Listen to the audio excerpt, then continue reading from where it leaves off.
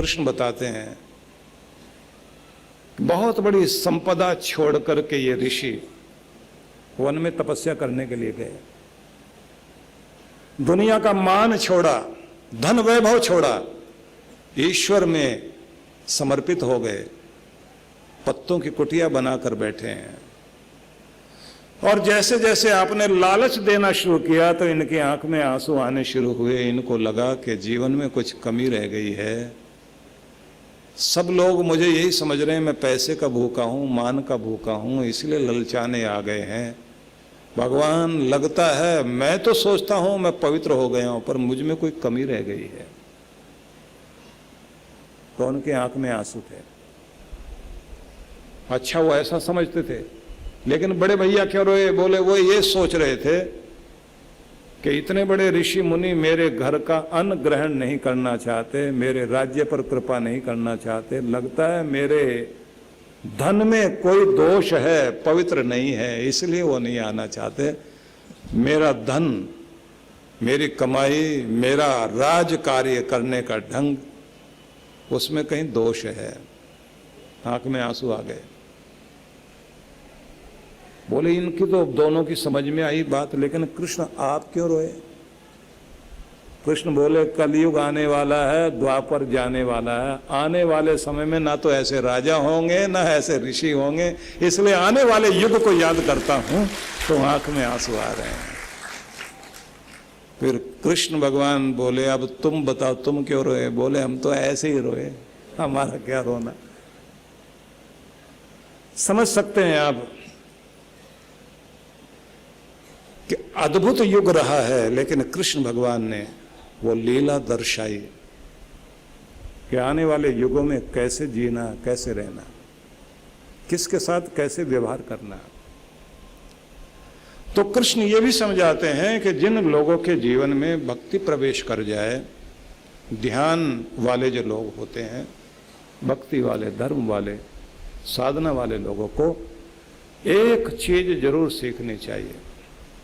वो ये, यदा संघरते चायम कोरमो अंगा नीव सर्वश। कछुआ जैसे सब ओर से अपने अंगों को समेट लेता है, ऐसे ही इंद्रियाणि इंद्रियार्थेभ्यस तस्य प्रज्ञा प्रतिष्ठिता।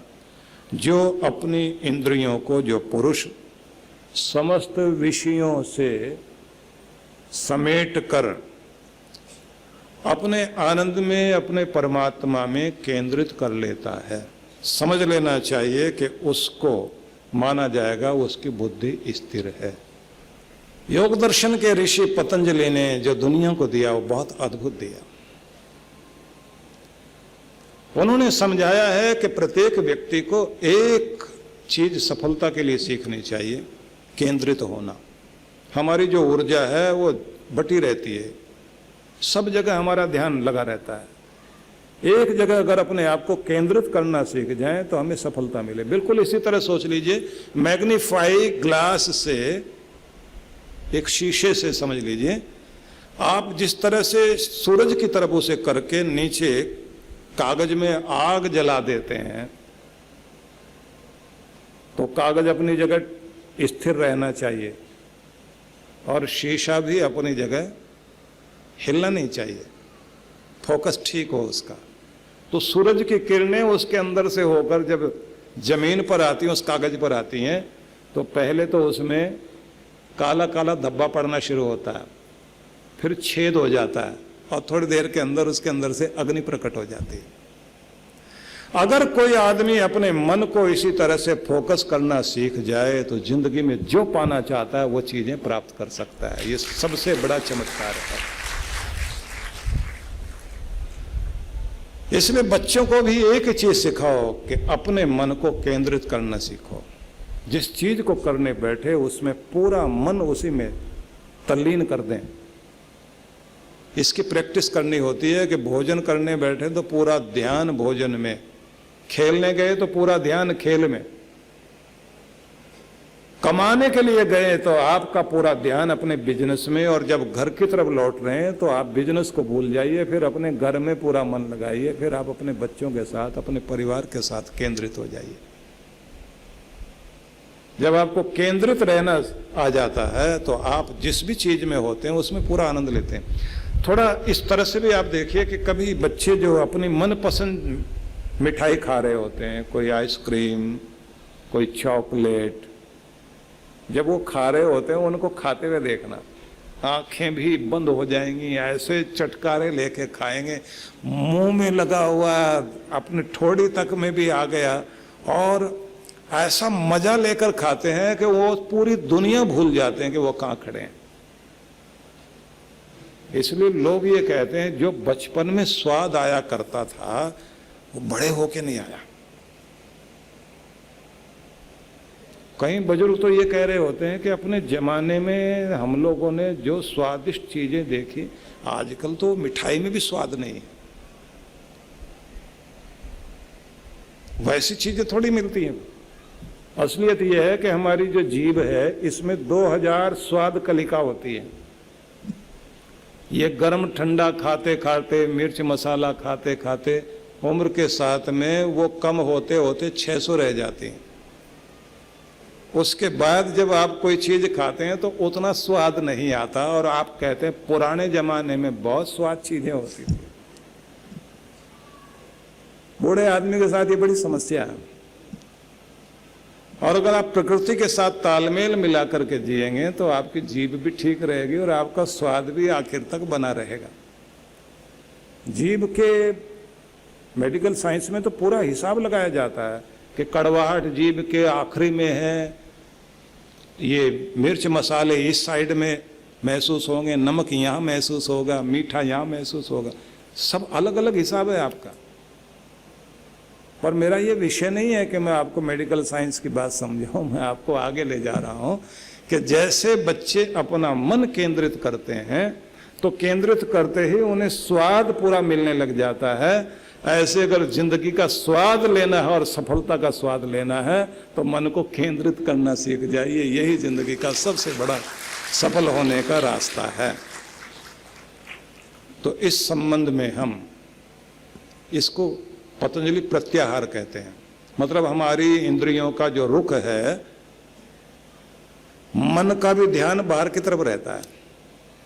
जब आप अंतर्मुखी हो जाएं, इंट्रोवर्ट हो जाएं, क्योंकि हम एक्सट्रोवर्ट रहते हैं, जब हम आंतरिक रूप से केंद्रित रहने लग जाएं, अंदर झांकने लग जाएं, अपने आप में संतुष्ट होने लग जाएं, अपना मन अंदर टिकाना सीख जाएं, तो फिर जिंदगी में ज़्यादा स्वाद और ज़्यादा आनंद आएगा। इसकी प्रैक्टिस करने के लिए आपको क्या करना है कि कोई भी काम करो, पूरा मन उसमें लगाओ।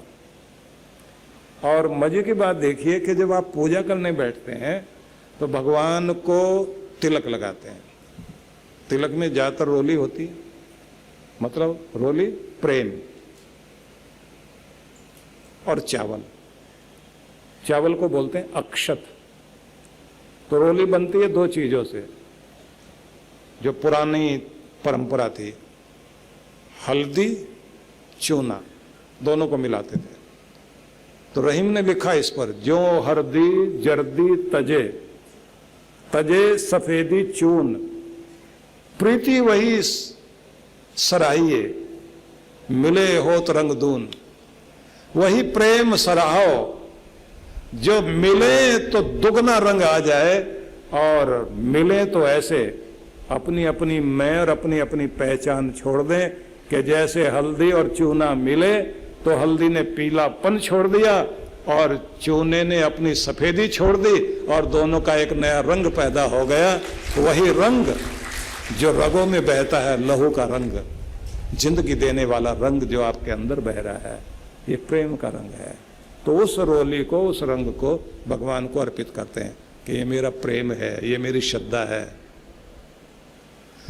और अक्षत, अक्षत मतलब वो चावल जो बिना टूटे हैं, क्षत नहीं है, बिना टूटे, वो प्रतीक है अखंड मन का। मैं अपना प्रेम और अपने मन की अखंडता तुम्हें सौंपता हूं। मतलब आप कह रहे होते हैं कि मैं पूरे मन से आपकी भक्ति में संलग्न हूं, आधा अधूरा नहीं आया हूं, पूरा होकर आया हूं, इसलिए चावल पूरे लगाता हुआ कह रहा हूं मेरा मन पूरा आपका है। क्योंकि कृष्ण यही मांगते हैं, मन मना भव, मेरे मन वाले हो जाओ। वो ना धन मांगते हैं ना तन से कुछ उपयोग करा लेना चाहते। कृष्ण यही कहते हैं मुझे तन नहीं धन नहीं मन दे दो। और हम भगवान को सारी चीजें सौंपने को तैयार है, मन देने को तैयार नहीं है। जब आप अपना मन उसे देते हैं तो मनमोहन आपके हो जाते हैं, क्योंकि वो तो मन को ही मोहने वाले हैं। और जब मनमोहन आपके हो गए फिर कुछ और मांगना बाकी है ही नहीं। तो जब आपको केंद्रित रहना और किसी भी काम को करें तो खंडित मन से नहीं, अखंड मन से काम करिए।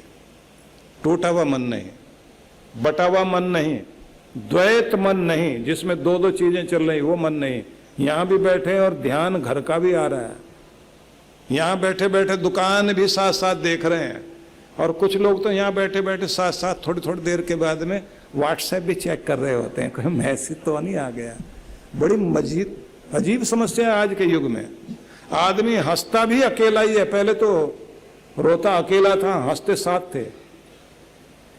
अब तो रोने में भी अकेला है आदमी, हंसने में भी अकेला, अकेला अकेला बैठ के हंस रहा। और बराबर में चलता हुआ आदमी भी बोलता मुझे भी सेंड करना भाई साहब, मतलब मैं भी अकेला ही हंसूंगा जाकर के, ये नहीं कहेगा मुझे भी सुना, दोनों मिलके हंसते हैं। सब अकेले हो गए।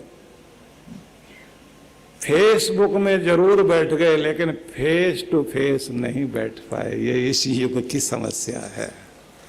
माँ बाप भी बच्चों के साथ फेस टू फेस बात नहीं कर पा रहे, फेसबुक में लाइक करने के लिए तैयार बैठे हैं। और वो लाइक वाला बटन, अंगूठा ऊपर अंगूठा नीचे, पहले तो अंगूठा ऐसे ही हिलता था। तो आगे बढ़ते हैं क्योंकि विषय से इधर उधर ना जाएं। तो आपको मैं कह रहा था कि केंद्रित रखना मन आ जाए तो जीवन सफल है। भटका हुआ मन दुनिया में अटका देगा, रुलाएगा आपको। भटकने से बचना है तो केंद्रित रहना सीखिए। कोई भी काम करें पूरे मन से करें। गोरखनाथ के ध्यान में एक शब्द उन्होंने जो कहा, हसीबा खेलीबा धरीबा ध्यानम, हंसो खेलो ध्यान धरो। दुनिया में बसो, रंग दुनिया के मालिक का बनाए रखो, दुनिया में व्यवहार निभाओ, लेकिन अंतर तुम्हारा अंतःकरण परमात्मा में विचरण करता रहे, परमात्मा के अंदर तुम्हारा ध्यान बना रहे। तो उस स्थिति में क्या होता है कि आप अगर बाहर भी चल रहे हैं, घूम फिर भी रहे हैं, तो जैसे आप बगीचे में टहलने लगे तो वो जो सरसराती हुई हवा आपके बदन को छूती है तो आप ये अनुभव करते हैं कि मेरे प्यारे का ये कितना सुखद स्पर्श है, आशीर्वाद देता हुआ उसके पवन का झोंका आया है। नमन करने के लिए आदमी का सिर झुकता है। पंछियों के मधुर बोल, कलरव सुनता है आदमी कि ये आवाज़ अलग अलग पंछियों की जो आती है, सुर देने वाला मेरा परमात्मा ही है। और ये कोमलता और ये सौंदर्य जो फूलों में दिखाई देता है, रचनाकार मेरा परमात्मा है। चलते फिरते का ध्यान होता है। पिछले दिनों हम लोग जब पिछले वर्ष साधना के लिए आमंत्रित किया, हमारे सभी लोग हिमालय के लिए आते हैं ना हिमाचल में, तो व्यास नदी के तट पर 14 स्नो पीक के बीच बैठकर साधना करते हैं। तो वहां एक साधना उन लोगों के लिए थी, चांद्रायण व्रत वाले लोगों की, जो 1 महीने के लिए चांद्रायण व्रत के लिए आए थे। तो उसमें एक विधि चल रही थी, चलते फिरते का ध्यान, कि कहीं भी बैठ गए तो तुम्हारे अंदर वो आनंद उपज जाए, तुम्हारा चलना फिरना भी बादशाहों जैसा हो जाए, निश्चिंत, बेफिक्र, आनंद में डूबा हुआ, खिला हुआ व्यक्ति। और कैसे बैठना, कैसे उठना, कैसे चलना। तो आपका चलते फिरते भी ध्यान होता है, आपका बैठना भी, जो सोवे सो सुन में जागे तो हरि नाम, जो बोले सो हरि कथा, भक्ति करे नेह काम, सहजों ने जिसको बोला। चरणदास बहुत बड़े संत हुए, दिल्ली में रहते थे 300 साल पहले, और उनकी 2 शिष्याएं थी, दयाबाई और सहजोबाई। अलग कुटिया लेकर के साधना करने गई, और जब परमात्मा हृदय में उतरा तो गीत उतरने लग गए। उन्होंने जो दोहे लिखे बहुत अद्भुत है।